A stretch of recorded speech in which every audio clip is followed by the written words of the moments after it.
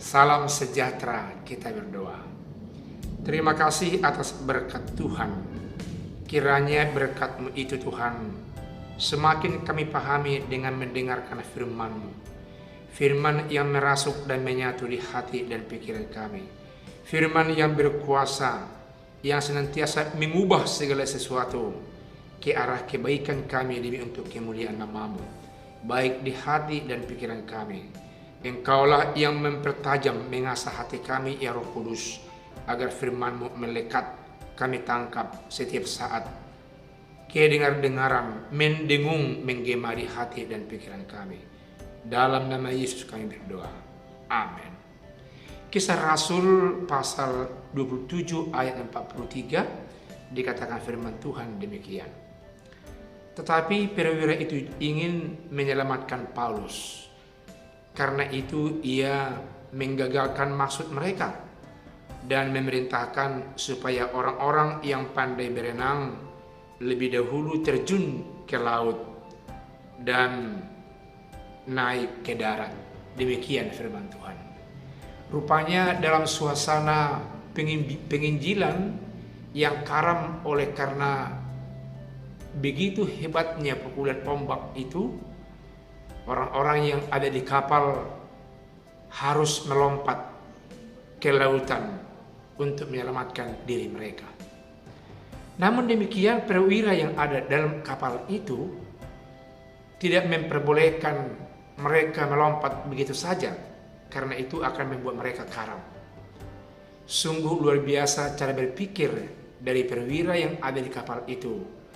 Dia mengarahkan agar orang-orang yang pandai berenang lebih dahulu melompat ke lautan, supaya kemudian orang-orang yang tidak pandai berenang melompat belakangan dan mereka dipersiapkan untuk naik atas papan-papan yang tersedia, pecahan-pecahan kapal yang sudah mulai dipukul oleh ombak keras itu. Demikian Tuhan mempersiapkan orang-orang yang ada di kapal itu berpikiran baik, agar Paulus termasuk sebagai pemimpin penyampai firman Allah ketika itu bisa selamat, karena kemungkinan dia tidak pandai berenang. Saudaraku yang kekasih, luar biasa rencana Tuhan untuk menyelamatkan orang-orang pilihannya.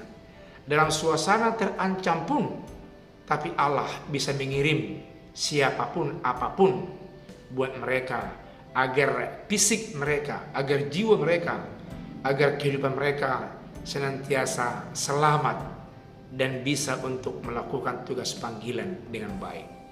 Ini saudaraku yang perlu terpatri di pikiran kita, yang perlu terpatri di hati dan semua kehidupan kita.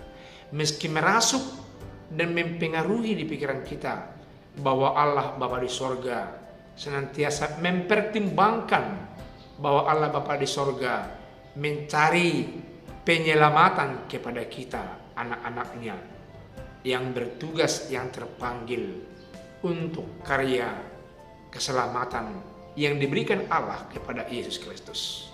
Kiranya itu menyatu di hati kita, menyatu di pikiran kita, menyatu dalam kehidupan kita, dan kita senantiasa memanggil Allah agar tetap Allah memberikan pertolongan buat kita. Amin, kita berdoa. Terima kasih ya Tuhan, karena Engkau memperlihatkan sedemikian dahsyat pergumulan hamba-Mu Paulus di tengah lautan.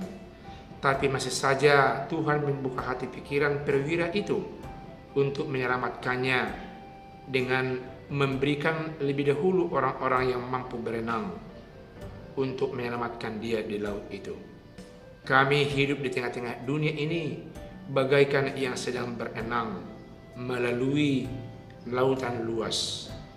Siapakah penolong kami Tuhan, kalau bukan Allah Bapa di sorga? Biarlah Roh Kudus-Mu yang senantiasa terpatri di hati dan pikiran kami. Roh Kudus yang berkuasa, yang mau memberikan pertolongan, hikmat, bijaksana, dan kuat kuasa ya Tuhan.